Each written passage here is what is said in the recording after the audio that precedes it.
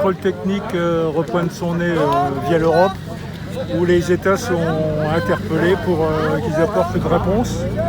Normalement, il y avait ce qu'on appelle une question de subsidiarité, c'est-à-dire que les États pouvaient ne pas accéder au contrôle technique parce qu'ils considèrent que ça n'a rien à voir avec la sécurité, et au contraire prendre des mesures qui sont véritablement des mesures de prévention pour la sécurité. Et malheureusement, la France, encore une fois, est défaillante dans cette affaire-là. Et nous, on considère que c'est un racket, et c'est une démarche uniquement commerciale qui est fomentée par les lobbies du contrôle technique, parce qu'on n'attend pas, nous, pour entretenir nos motos. Moi, je veux citer mon exemple personnel.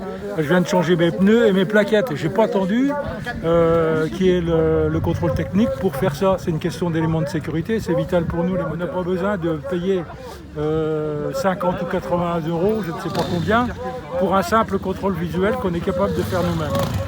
Depuis l'année dernière déjà, mais cette année encore, on fait un recensement de toutes les anomalies sur la route, et notamment ce qu'on appelle l'opération Nid de Poule.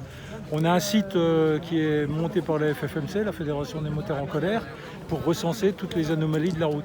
On appelle les motards à être vigilants, et c'est la formation, c'est le rappel sans arrêt, c'est ce genre de pratiques qui peuvent encourager les gens à être vigilants sur la route, parce que c'est vrai que rouler, c'est pas anodin. Et on en est conscient.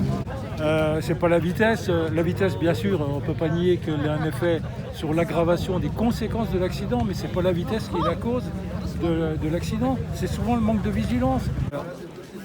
Et c'est peut-être impensif, mais parce qu'on le sort à tout bout de champ, mais la sécurité routière, c'est l'affaire de tous.